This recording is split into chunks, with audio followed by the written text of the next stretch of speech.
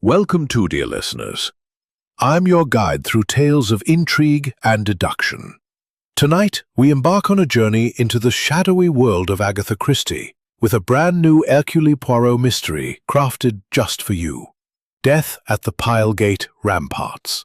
Settle in, perhaps with a cup of tea or under a cozy blanket, as we transport you to the misty Adriatic coast in the 1920s. This is a long, winding story, perfect for unwinding after a busy day. I'll read it chapter by chapter, slow and steady, so you can savor every clue and twist. Chapter 1. Arrival at St. Aurelia.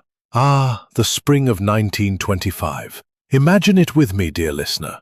The Adriatic Sea stretched out like a vast sheet of sapphire, kissed by the Mediterranean sun that hung low and golden in the sky. Its rays danced upon the waves, turning them into 1,000 glittering diamonds, while a gentle breeze carried the faint tang of salt and wild thyme from the cliffs below. It was to this enchanted corner of the world that Hercule Poirot, the renowned Belgian detective, had journeyed. Not for the pursuit of crime, oh no, but for a much-needed respite from the ceaseless clamour of London. His little grey cells, as he so fondly termed them, had been sorely taxed by a string of perplexing affairs. The curious case of the vanishing emeralds in Mayfair, the whispered poisonings among the Bloomsbury set. Enough, mon ami! Captain Arthur Hastings had declared one crisp April evening, clapping Poirot on the shoulder with that boyish enthusiasm of his. Hastings, ever the loyal companion, had waved a crumpled brochure under Poirot's nose. The sea air of St. Aurelia will do wonders for you. Fresh fish, ancient ramparts, and not a suspicious footprint in sight. I insist. You leave tomorrow. And so, Poirot had acquiesced, with his impeccable suitcase packed, containing, of course, his patent leather shoes, a selection of fine moustaches waxes, and a volume of Montaigne for philosophical reflection. He boarded the overnight steamer from Trieste. The crossing was serene. He spent it sipping espresso on deck, watching the coastline unfold like a tapestry woven by time itself. By midday, the ship docked at the quaint harbour of St. Aurelia, a thick serpentine path of limestone battlements offering breathtaking vistas. Crashing waves far below, distant islands shrouded in mist, and the endless horizon where sea met sky. Poirot stepped onto the quay, his cane tapping rhythmically against the stones. A porter, grinning broadly beneath a straw hat, whisked away his luggage. "Benvenuto a St. Aurelia, signore. The Grand Hotel Aurelia awaits, finest in town." The hotel itself was a vision of faded grandeur, a cream-stuccoed villa perched on a promontory just beyond the Pile Gate, its balconies draped in bougainvillea, its dining terrace echoing with the laughter of the European elite. Here gathered aristocrats fleeing the continent's unrest, artists seeking inspiration, and industrialists plotting fortunes amid the scent of jasmine and grilled octopus. Poirot's room overlooked the eastern ramparts, where the twin towers of the Pile Gate stood sentinel. He unpacked methodically, shirts folded with geometric precision, then allowed himself a moment at the window. Below, the sea roared softly against the rocks, while above, the ramparts gleamed in the afternoon light. "Parfait," he murmured, adjusting his bow tie. "Here there are no murders, only the music of the waves. But dear listener, how quickly the threads of fate weave their subtle patterns." That very evening, as the sun began its descent, painting the sky in strokes of rose and amber, Poirot decided on a promenade along the ramparts. His polished shoes clicked against the uneven stones as he ascended the narrow path from the hotel gate. The air grew cooler, laced with the earthy perfume of pine groves clinging to the cliffs. Fishermen below mended their nets with calloused hands, calling out in lilting Italian, while artists perched on low walls, their easels capturing the golden hour. It was then that he first observed them. The group gathered for cocktails on a flagstone terrace just beneath the eastern tower of the Pile Gate. A linen-draped table groaned under crystal glasses, platters of prosciutto-wrapped figs, and bottles of local grappa chilled in silver buckets. Their laughter floated up like smoke from Sir Reginald Harcourt's fine cigar, a wealthy British industrialist in his mid-50s, broad-shouldered and rough. Discontent betrayed a distance. Her eyes, pale blue as the sea on a stormy day, wandered not to her husband, but to the horizon, as if seeking escape from some unspoken chain. Whispers among the hotel staff hinted at a loveless union, strained by Sir Reginald's rumoured indiscretions in distant ports. Their daughter, Miss Amelia Harcourt, perched on the terrace's edge like a bird ready for flight. At 22, she was vivacity incarnate, golden curls tumbling free, a frock of seafoam silk that fluttered in the breeze, and eyes sparkling with the mischief of youth. She flirted lightly with Dr. Victor Langford, the handsome archaeologist who had brokered the antiquities deal. In his mid-30s, Dr. Langford was tall and lean, with wire-rimmed spectacles that magnified his earnest brown eyes. He adjusted them nervously as Amelia leaned close, her laughter like chiming bells. Yet Poirot noted the flicker of something deeper in Langford's gaze. Admiration, yes, but laced with professional tension. The artifacts were to be displayed tomorrow in the tower above, and rumours swirled that Sir Reginald had undervalued Langford's expertise. Then there was Mr. Geoffrey Blaine, Sir Reginald's business partner, a shrewd man of 40, with a perpetual frown etched into his lean face like a crack in marble. Dressed in a charcoal suit that seemed too heavy for the climate, he nursed a glass of grappa, his thin lips curling in displeasure. Blaine had invested heavily in Sir Reginald's latest venture, a fleet of steamers for the Adriatic trade. But recent ledgers whispered of disputes, of sums owed and trusts betrayed. His eyes darted to Lady Evelyn with a familiarity that spoke of secret alliances, or perhaps something more intimate. Beside Blaine lounged Mrs. Clara Voss, a glamorous widow in her late 30s, her raven hair bobbed in the modern style, lips painted crimson as the sunset. She was rumoured to have been Sir Reginald's paramour during his last visit to St. Aurelia 2 years prior, a passionate affair that ended in tears and, some said, threats of blackmail. Tonight, her laughter rang a touch too forced, her gloved hand lingering on Sir Penniless, while Sir Reginald profited. Tonight, he gripped his cane tightly, his voice a gravelly rumble. To old comrades, and older debts. As the sun dipped below the horizon, bathing the ramparts in hues of burnt orange and deep purple, Sir Reginald raised his glass high. The crystal caught the last light, scattering rainbows across the stones. To St. Aurelia and its timeless secrets, he boomed, his voice carrying over the waves. The group echoed the toast, glasses clinking like tiny bells, but Poirot, from his vantage above, observed the undercurrents. Lady Evelyn's forced smile, Blaine's clenched fist, Mrs. Voss' sidelong glance, Colonel Trent's narrowed eyes, Amelia's fleeting pout as Dr. Langford praised her father too effusively. Tensions simmered beneath the civility, like lava beneath the earth's crust. Poirot continued his stroll, the cool stones soothing beneath his feet. He paused at the eastern tower's base, tracing the ancient carvings with a gloved finger. Lions rampant, saints with stern gazes. The tower itself was sealed for renovations, its iron door padlocked. But Sir Reginald had secured special access for tomorrow's display. Ah, the treasures of the past, Poirot mused aloud, his accent curling around the words like smoke. They hold not just gold, but the secrets of men's hearts. As twilight deepened, the group dispersed, Amelia linking arms with Langford for a moonlit walk, Blaine and Lady Evelyn murmuring by the balustrade, Mrs. Voss slipping away with a secretive smile, Colonel Trent limping toward the hotel bar.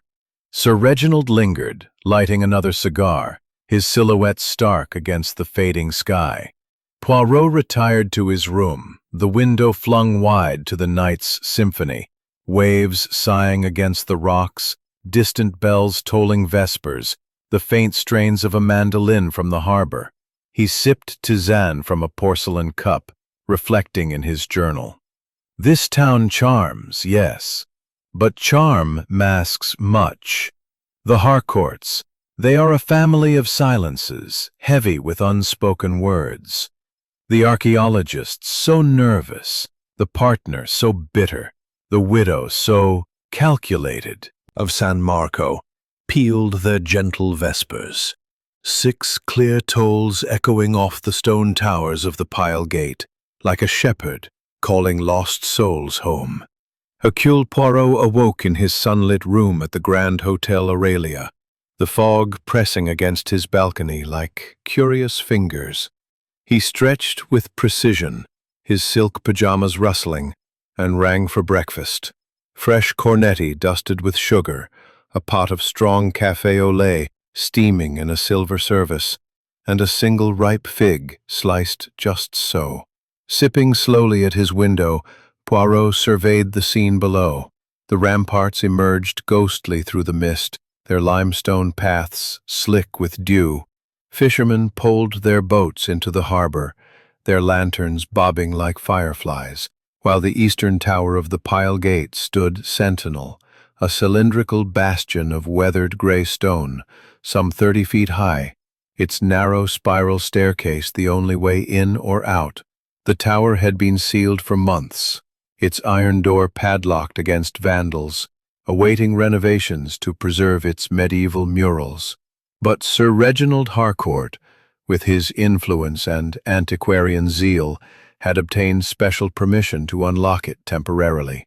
Today, at precisely 8 o'clock, his treasures, the jeweled daggers, illuminated scrolls, and that legendary golden amulet, were to be catalogued and displayed in the upper chamber, a circular room with no windows, just arrow slits too narrow for a man.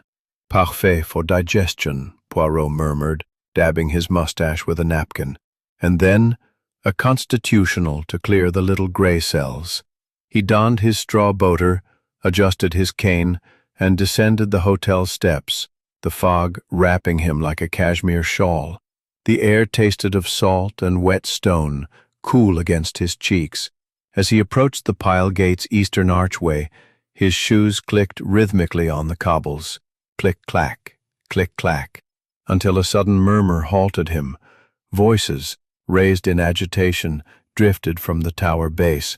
A crowd had gathered, hotel porters in crisp uniforms, a pair of artists clutching sketch pads, and a local constable blowing his whistle like a frantic bird. "Mon Dieu!" Poirot exclaimed softly, quickening his elegant stride. Steps to the upper chamber. But the chamber's inner door, a heavy oak slab reinforced with iron bands, was bolted from the inside. The key still dangled in its lock, mocking all escape. No windows, no trapdoors, no other exits. Dust lay undisturbed on the floorboards, save for Sir Reginald's own footprints leading in and not out.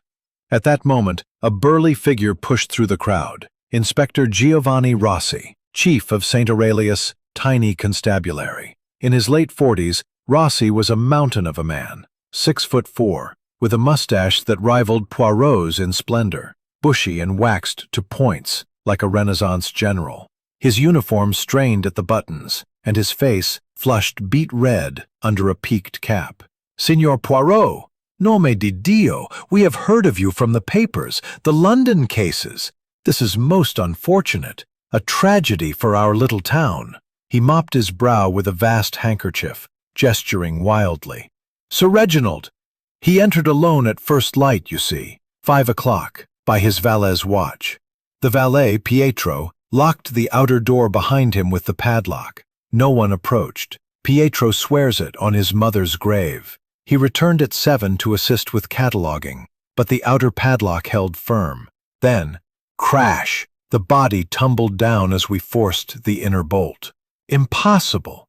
Poirot's eyes gleamed like polished obsidian. "Impossible, Inspector? Or merely ingenious? Permit me." With Rossi's nod, he ascended the stairs delicately, cane in one hand, magnifying glass in the other. The air grew mustier, laced with the faint, acrid tang of almonds. Cyanide, without doubt. At the upper chamber, a perfect circle, 15 feet across, lit by slits that pierced the fog like needle eyes. Tables bore the treasures, daggers with ruby hilts, scrolls unfurled like ancient whispers.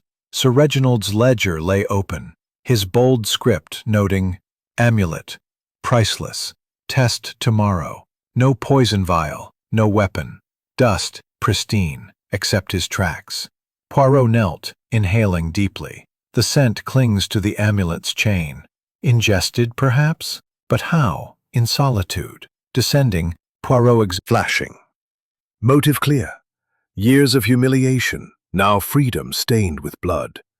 Miss Amelia burst from a path, golden curls disheveled, her seafoam frock from yesterday muddied at the hem.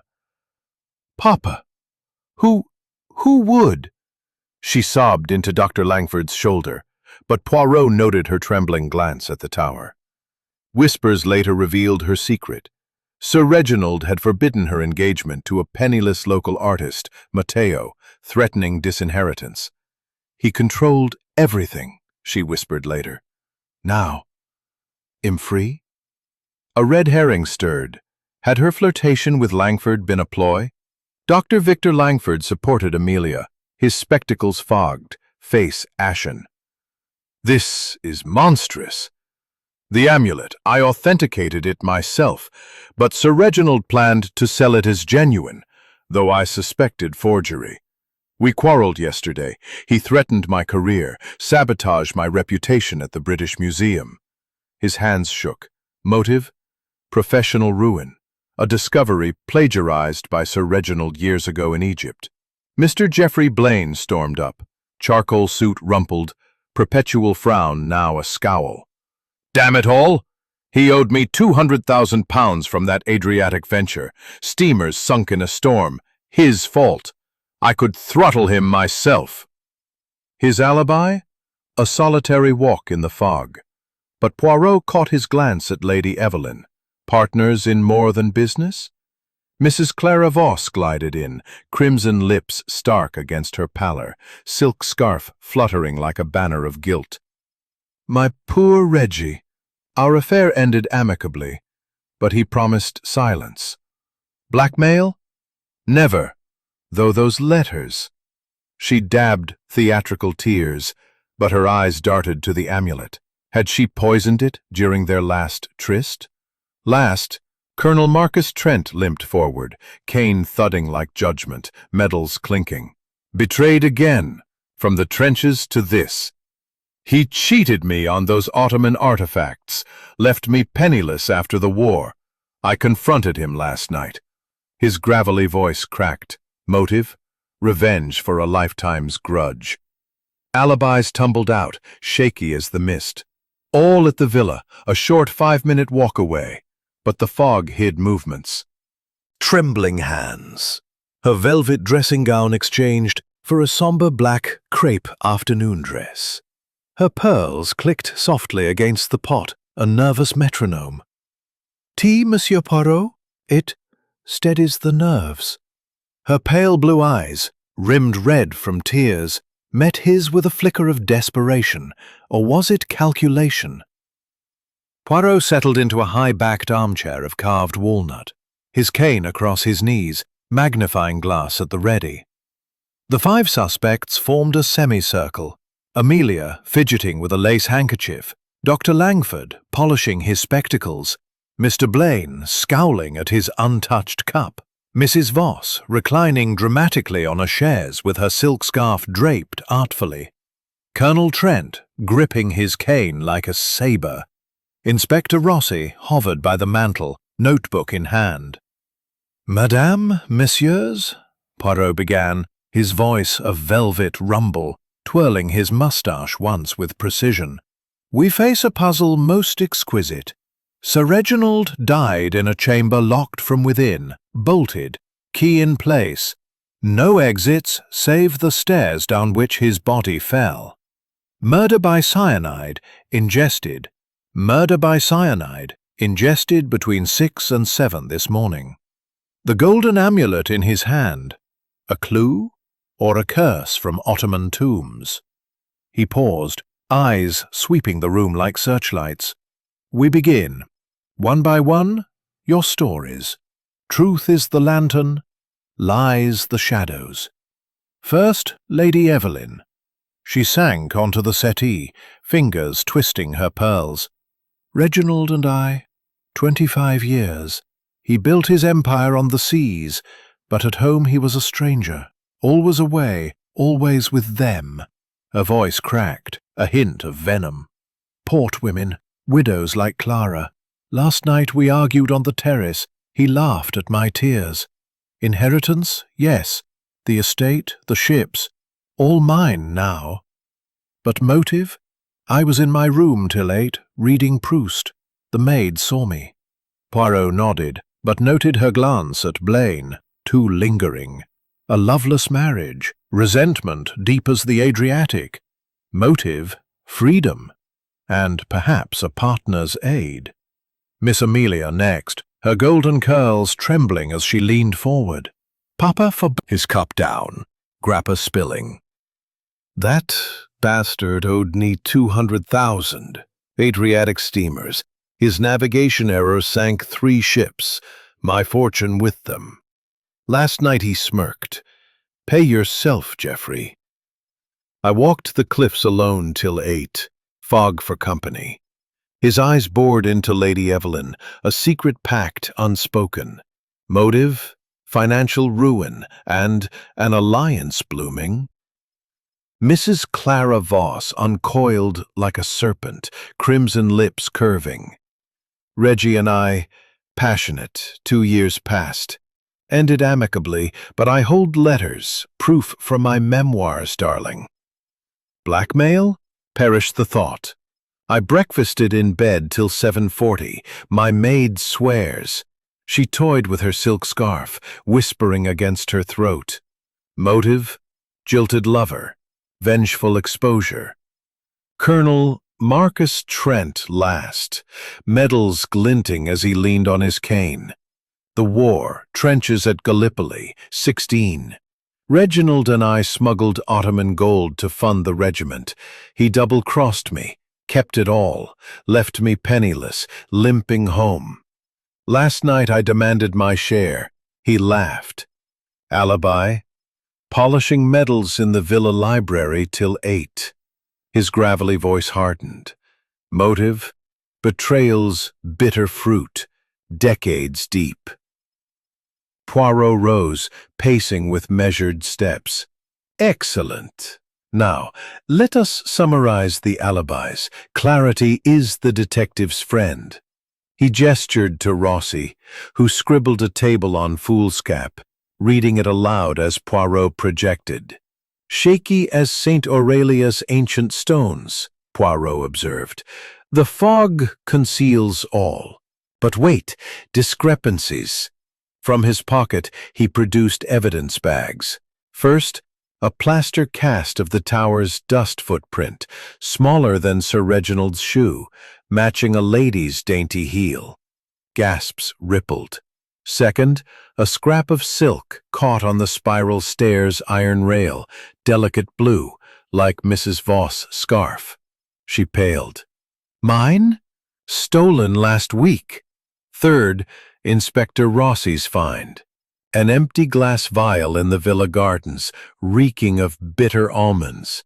Nearby, Dr. Lang crackled. Amelia glared at Voss. You ensnared Papa. Blaine snapped at Langford. Your fake amulet killed him. Trent rumbled. All thieves, the lot. Lady Evelyn rose, voice steel. Enough. Monsieur Poirot, find the fiend, before we all unravel. Rossi nodded vigorously. See, the tower awaits re-examination. Poirot bowed slightly. Patience, mes amis. The threads gather, motive, means, opportunity. Inheritance for the wife, love for the daughter. Career for the doctor, fortune for the partner, revenge for the colonel, scandal for the widow. But the locked room, ah, that is the knot. As the group dispersed, Amelia to her room in tears, others to the terrace, Poirot lingered, tracing a garden path. The vial's spot, near Amelia's roses, but soil disturbed by 2 sets of feet. 2 killers, or 1 clever fox? The Adriatic breeze carried a church bell's toll, noon. His holiday was a distant memory. The chase had begun in earnest. Chapter 4. Whispers in the Fog. The ramparts wound for a mile, their limestone walls breast-high, pocked with arrow slits that wept moisture. Poirot's polished shoes clicked deliberately, click-clack, against the uneven stones, his overcoat beaded with mist. Below, waves crashed unseen, a rhythmic roar muffled to murmurs. Above, olive groves twisted like arthritic hands, their silver leaves rustling secrets. He paused at a fisherman's hut, tucked in the cliffside shadows. A weathered shack of driftwood and nets, smoke curling from a tin chimney. Old Miko, bent as a gnarled root, mended his lines by lantern light, face creased like sailcloth, eyes sharp as fishhooks. "Buonasera, signore. You seek the shadow?" Poirot's mustache twitched. "Précisément, mon vieux. At dawn, tell me of the figure by the tower." Nico spat into the embers, voice a gravelly whisper. "See, 5:30. Fog thick as bouillabaisse. A man, tall, limpid, bloomed like poisonous nightshade." The group reconvened unbidden, candles flickering against the fog. Amelia burst forth first, waving her diary, leather-bound, pages splayed. "Look, Monsieur Poirot, Papa must die by dawn's light. But the ink, smell it, fresh as this morning's bread." Poirot inhaled. Metallic, not her usual fountain pen blue. "Forged, mademoiselle. By whom? Your Matteo, perhaps, to frame you?"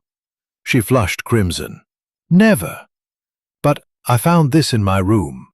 She thrust forward Dr. Langford's spectacles, lenses cracked.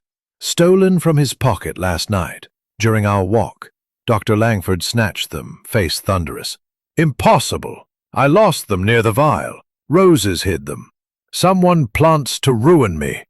His alibi cracked under scrutiny. The porter now admitted no knock at 7. "Fog confused me, signore." Motive deepened. Not just plagiarism, but Sir Reginald's plan to expose Langford's own Egyptian discovery, as bought from tomb robbers. Blaine sneered. "Thief accusing thief." Enter Inspector Rossi, breathless, waving a velvet pouch. From the tower dust, Mr. Blaine's cufflink, gold, engraved GB. Blaine paled, fumbling his sleeve, empty. "Lost weeks ago at the harbor. Someone took it. Evelyn, did you?" Lady Evelyn's eyes darted. Whispers last chapter echoed. "Our plan holds," Poirot pounced gently. "Madame, monsieur, your alliance, business, or deeper?" She poured wine with steady hands now. "Geoffrey and we plotted to buy out Reginald's shares. Secret ledgers prove it. But murder? No, though the fog hid my dawn walk to clear my head." Blaine nodded. "Together, post 7. Alibi each other now." Twists unfurled like fog wisps. Mrs. Voss glided forward, scarf askew, frayed edge matching the stair silk exactly. "Stolen, I swear. But listen. I saw Colonel Trent at dawn, limping toward the tower. His cane, thud-thud, like Nico described." Trent rumbled, medals clinking. "Lies. I polished these in the library. See, all here but one." "Wait." He read Nico's ghosts. He opened his notebook, Rossi transcribing aloud in the candle glow. "See? A web of deceit," Poirot declared. pacing the terrace as rain began to patter. Blaine and Lady Evelyn. Alliance confirmed. Motive doubles, opportunity shared. But the chamber, still sealed. He examined Voss' scarf anew. Fibers matched, yet a loose thread bore Adriatic urchin spine. Poison source? Langford blanched. Urchin toxin. Mimics cyanide. Local knowledge. Amelia whispered, Mateo's father fishes urchins. Trent growled, my trench poison. Same scent. Night fell fully. Group fracturing. Blaine and Evelyn retreating arm in arm. Voss to her room with a dramatic swoon. Langford storming to the hotel. Amelia fleeing in tears. Trent limping to the bar. Poirot remained. Rain beating his mustache. Notebook filling. Twists. Alliance, Blaine's. Alliance, Blaine/Evelyn. Financial/romantic. Urchin poison? Cultural tie. Medal swap. Wartime echo. Passage. Killer's jest. Silhouette. Trent. But alibi tightens with Voss sighting. Diary. Mateo. Footprints. Duo confirmed. Lightning flashed, illuminating the tower afar. Impregnable. The amulet alone sense of death. How ingested. Inspector Rossi joined him, soaked. Monsieur, a twist more. Pietro the valet fled to Trieste. Guilty? Poirot smiled thinly. Non. Red herring final. He carries Sir Reginald's real will. Lady Evelyn cut out. Amelia sole heir. Rossi gasped. Motive shift. Evelyn's freedom, now chains. The fog lifted briefly, stars pricking through. Poirot's gray cells danced. The whispers coalesced. Not ghosts, but human cunning. Layered, Adriatic deep. Chapter 5. The Amulet's Secret. The group. Lady Evelyn clutching pearls, Amelia shivering in a shawl, Dr. Langford's spectacles fogged, Mr. Blaine nursing grappa, Mrs. Voss fanning herself theatrically, Colonel Trent's cane drumming, leaned in, shadows dancing like specters. Inspector Rossi bolted the terrace doors against the deluge. Poirot through side doors. Signor, I return, not fled. This, he thrust Sir Reginald's real will, unsealed by Trieste notary. To Amelia, all, estate, ships. Evelyn disinherited for infidelities. Lady Evelyn collapsed, white as foam. No, our plan, Geoffrey, the buyout, ruined. Blaine cursed, alliance fracturing. You said half to me, twist one. Evelyn's motive inverts, from freedom to desperation. Amelia's eyes darted guiltily. Papa trusted me alone. Poirot pounced. Mademoiselle, your roses hid the vial, and footprints? Mateo's boots, beside yours. She sobbed. Yes, I confessed to him last night. Papa's veto. He forged the diary, planted spectacles, to scare Papa into consent. Accomplice, not killer. But we met at dawn, near Tower. Fog hid us. Twist 2. Amelia's innocence twists to partial guilt. Red herring unraveled, but opportunity confirmed. Langford blanched. Mateo's urchin father supplied toxin samples, tests for my notes. Mrs. Voss rose dramatically, scarf slipping to reveal a duplicate amulet chain around her neck. Reggie gave it me, twin, for luck. See? No compartment. Poirot examined. Genuine, unrigged. Her letters? Amicable end. He paid, silence. £10,000. Proof. She flourished bank stubs. Blackmail? Laughable. I flee for Paris tonight. But as she swept toward doors, Rossi blocked. Not yet, Signora. Twist 3. Voss exonerated. Motive evaporates. Red herring dissolved like mist. The group erupted. Blaine accused Evelyn.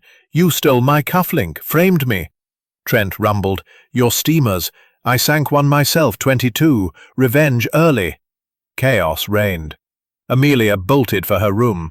Langford pursued, shouting, "Matteo endangers us all!" Lightning flashed, a silhouette fleeing terrace steps toward ramparts. "The killer!" Poirot cried, cane in hand. "Rossi, follow!" A frantic chase. Slick stones treacherous, wind whipping coats like sails. Down garden paths, over balustrades. Window. Fog parted once. Langford interjected, "The plagiarism. Sir Reginald confessed to me yesterday, not you, Victor. Forgery cover. Storm-mirrored turmoil. A shutter burst open, rain flooding terrace. Amelia clung to Matteo. We only wanted blessing, not death." Voss, cornered, spilled, "I saw Blaine near tower at 4 a.m., borrowing amulet for inspection." Blaine roared, "Traitor!" and lunged. Cane duel with Trent, metals clashing like swords. Poirot intervened, slippery as an eel. "Enough! The voices confirm. Blaine entered pre-lock, rigged amulet during quarrel, exited. How? The passage dead-end mocks us still." Rossi gasped, "Rope! From rampart's edge, temporary, retrieved by windlass." Dawn crept gray through clouds as storm ebbed, group exhausted. Voss departed under guard, exonerated but quizzed. Amelia Matteo confessed minor crimes, alibis tightened. Evelyn wept alone, inheritance poisoned. Langford sulked, plagiarism raw. Trent polished remaining metals, grudge half-sated. Blaine alone defiant, "Prove it!" Poirot pocketed the amulet, mechanism sealed. Notebook final entry. Complications peak, means solved amulet. Opportunity? Blaine's gap. Motive? Debt plus Evelyn's flip. Twists subvert all. Voss clear, Amelia accomplice only. Locked room, rope from edge, test at tower. Gray cells near, but one thread dangles. Wartime medal in victim's pocket? He stepped to terrace, storm-washed air crisp with ozone and time. Lightning's last flash gilded the tower, secrets bared, yet one veiled. The Adriatic sighed, spent. Poirot twirled his mustache once. The killer tires, truth quickens. From afar, church bells tolled 6, echo of death's hour. Chapter 6, The Revelation. He descended to the ramparts, cane tapping a deliberate rhythm, click-clack, toward the eastern tower. The air hummed with Revelation's promise. At the fisherman's hut, old Nico waved from his nets. "The ghost's quiet now, signore." Poirot smiled. "Oui, mon vieux. But one disc, the amulet's twin." Colonel Trent bolted upright, cane forgotten. "Victor, you were there, the regimental historian.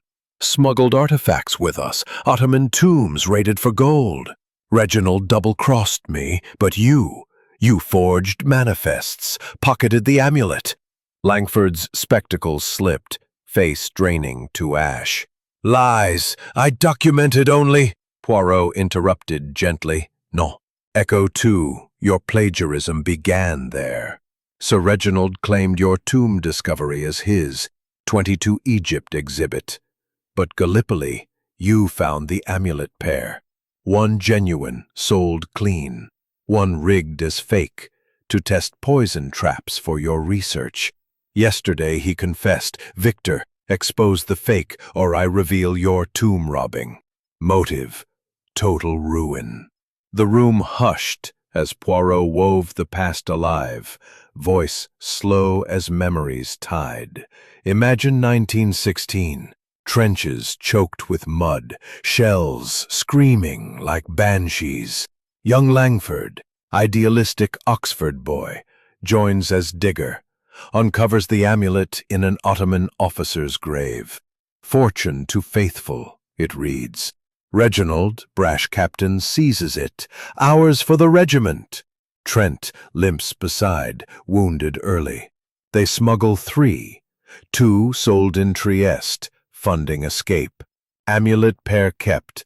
Langford rigs the fake with cyanide trap, Ottoman style, for study. But Reginald steals the genuine, sells secretly, frames Langford as forger. 22 Egypt, Reginald's fame built on Victor's work. Letters prove it, burned, but ashes in your hotel grate, Docteur. Blaine interrupted, voice cracking. Then my ships, you sabotaged them, Victor. Reginald blamed me to cover your grudge. Langford stammered, No, Trent confessed. Trent roared, Mutual! But Victor whispered orders.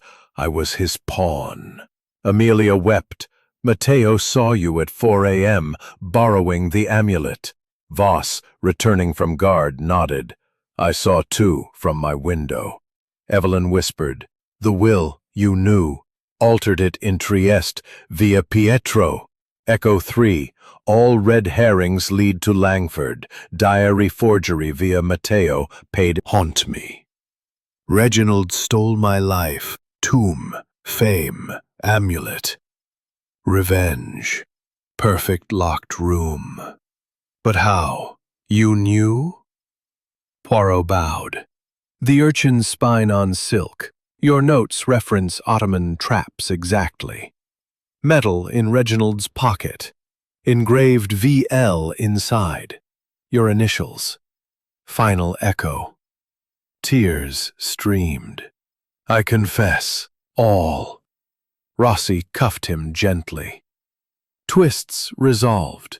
Amelia/Matteo freed minor charges. Blaine/Evelyn's alliance dissolves. Debts forgiven by will. Trent recovers metal value. Voss departs richer in truth. Evelyn embraced Amelia. Sisters now. Breakfast cooled untouched. Truth sweeter. Poirot sipped espresso. Gray cells at rest. Notebook closed. Revelation complete. Past echoes present justice. Locked room. Rope plus arrow slit genius. Amulet. Curse fulfilled. He stepped outside. Ramparts golden in sun. Church bells tolled 8. Life's renewal. Saint Aurelia breathed free. Secrets buried with the storm. Holiday resumes, Poirot mused, twirling mustache. But oh, what a symphony. Chapter 7. Justice Served. By 8:30, the full circle assembled atop the rampart's widest terrace, a natural amphitheater overlooking sea and cliffs. Velvet ropes cordoned the space, hotel staff arranging wicker chairs in a semicircle, a linen table bearing crystal flutes of Prosecco, fresh cornetti, and the notary's sealed will. Lady Evelyn arrived arm-in-arm with Amelia, both in pale silks, tears of relief glistening. Mr. Blaine, hat in hand, stood chastened beside Colonel Trent, who leaned on his cane with quiet dignity, his missing medal now recovered from Sir Reginald's pocket, engraved VL gleaming. Mrs. Voss, exonerated and radiant, fanned herself with her silk scarf. Died no more.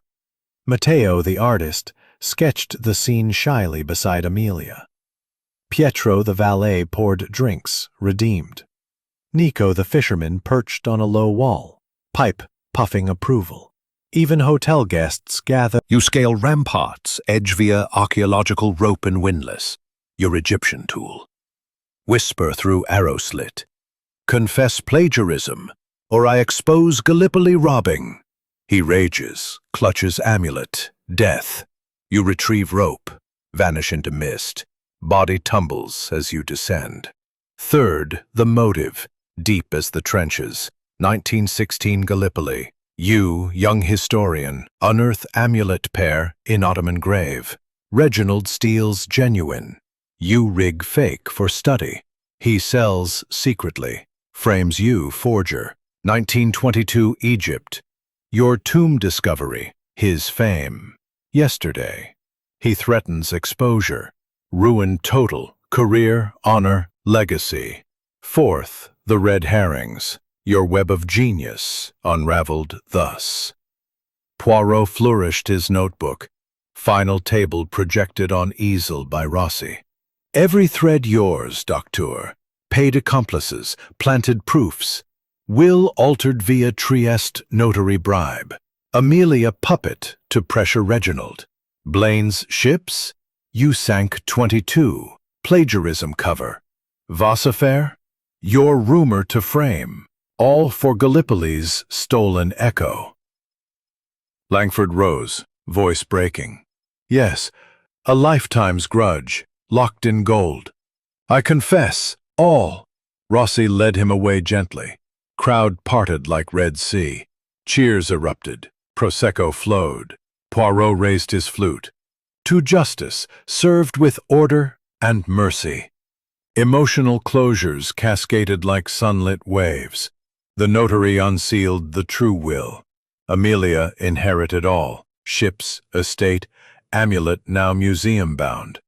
She embraced Lady Evelyn, Mamma, sisters forever, no chains. Evelyn, tears streaming. Forgive my coldness, dear. Reginald's shadow lifts. They turned to Blaine. Partner still? Debts forgiven. Alliance honest now. Blaine redeemed. With honor, yes. He clasped Trent's hand. War's debts paid. Medal value yours. Trent, eyes misty. Brothers again, Geoffrey. Mrs. Voss swirled to Poirot. My memoirs, truth only, thanks to you. She kissed his cheek. He blushed neatly. Amelia to Matteo. Papa's blessing now. Paint our future. All waved from cliffs, silhouettes against sapphire sea. Poirot boarded, cane tapping gangplank. Au revoir, Saint Aurelia, your secrets delightfully solved. As sails caught wind, he twirled moustache, gazing back. Tower serene, ramparts eternal. Holiday indeed, richer for the symphony of justice. Chapter 8. Unraveling Threads. The group reconvened not in formality but fellowship. A picnic terrace atop the ramparts, wicker baskets brimming with prosciutto, figs, and chilled prosecco. Velvet cushions ringed a low table. Matteo's easel captured the scene in watercolors. Lady Evelyn and Amelia arrived laughing, sisters now, arms linked. Mr. Blaine carried Trent's cane for him, a gesture of amends. Colonel Trent walked unaided, limp eased by relief. Mrs. Voss reclined with memoir pages fluttering. Pietro served with pride. Nico puffed his pipe nearby. No suspects, only souls unbound. Mes amis, Poirot began, voice a velvet caress. Justice mends. Today, we unravel the last threads, not for law, but love of truth. First, the amulet, its ceremonial dismantling. Poirot placed its center table, emerald winking farewell. With loop and screwdriver, he demonstrated once more. Click, compartment sprang. Residue confirmed cyanide, heat valve pristine. See? Langford's genius, Ottoman echo, Gallipoli born. He crushed it gently under heel, gold flattened, curse broken. Cheers rose, Amelia dropped shards into the sea below. To freedom! Thread one unraveled. The locked room's heart, validated eternally. Poirot turned to each, testing deductions with warmth. To Lady Evelyn and Amelia, your embrace, beautiful. But the will's flip? Did it wound? Evelyn poured tea, eyes soft. At first, yes, disinheritance stung. But Reginald's chains, gone. Amelia and I sail to London next month, partners in ships and life. Amelia added, sketching Poirot's profile, Papa's blessing through you, monsieur. Matteo and I wed in the tower, art and love, eternal. Thread 2. Inheritance mended. Matteo bowed, brush dripping. Diary only. Pressure, not poison. Langford paid 50 lira. Scare him. Fog hid our dawn walk. Voices? His whispers through slit. Nico puffed. Silhouette? His spectacles glinted like metals, fooled my old eyes. Passage map? From his sketches, I found it in his hut. Thread 5, spectacles self-cracked in chase. Silhouette mimicked perfectly. Poirot rose, notebook open for final test. A table of completion, traced in sunlight. Parfait, Poirot declared, closing the book. Every thread unraveled, not by force but friendship. Langford's web? Genius, yes, but human. Gallipoli stole his soul. Saint Aurelia restores ours. He sipped Prosecco, reflecting philosophically. Ah, murder is chaos, passions storm. But justice? Orders sunrise. These ramparts teach, secrets weather time, but truth endures like stone. Remember, mes amis, the little gray cells see not crime, but opportunity to mend. Closures deepened, heartfelt as the sea. Amelia gifted her portrait. Gray cells forever. Blaine, a gold watch. Time your ally. Trent, a metal pin. Valor shared. Voss inscribed memoirs. To my liberator. Matteo, a painting. Tower reborn. Nico, a shell. Whispers silenced. Pietro, a tisane blend. For gray cells. Evelyn whispered, "Stay, our captain?" Poirot bowed. "Non, London calls. But Saint Aurelia? In my heart, eternal." By 2 o'clock, farewells at the quay. Steamer redocked for him. All waved from ramparts, silhouettes gilded. Poirot boarded, suitcase geometric, journal brimming. Epilogue complete. 20 threads unraveled, 10 hearts mended, 1 locked room eternal. Amulet shards in sea, justice sails free. Holiday? Magnifique. Horn tooted, sails billowed. He twirled mustache, gazing back. Tower arched with wedding flowers already. Ramparts alive with laughter. Echoes of past, symphony of now. From the cliffs, validated, solitude sealed. 6 a.m. Fog imagined, whispers real. Matteo scaled rope from rampart's edge, Blaine holding windlass. Victor whispers through slit, his voice echoed eerily. Confess plagiarism, or Gallipoli exposed. Poirot Reginald clutched replica. Click, valve sprayed water, safe demo. Death. He fell downstairs, body positioned precisely. Matteo retrieved rope, swish, vanished. Thread 2, rope genius confirmed. Arrow slit, the voice. Red herrings reenacted, joyful unmasking. Amelia forged diary on easel. Fresh ink, Blaine lost cufflink at mock toast. Voss twirled Langford's dyed scarf. Urchin's spine. Trent mimicked limp. Spectacles glinting. Nico's ghost. Matteo planted vial in Rose's basket. All laughed, shadows banished. Thread 3, web unraveled in sunlight. At chamber center, Poirot knelt where body lay. The final clue awaits, not evidence, but heart. Dust undisturbed, save one corner. A loose floorboard, medieval hiding place. Creak, lifted gently. Inside, a folded letter, yellowed, sealed with Harcourt crest, undiscovered till now. Gasps echoed. Poirot unfolded slowly. My dearest Evelyn, Amelia, forgive my chains. Gallipolis theft haunts.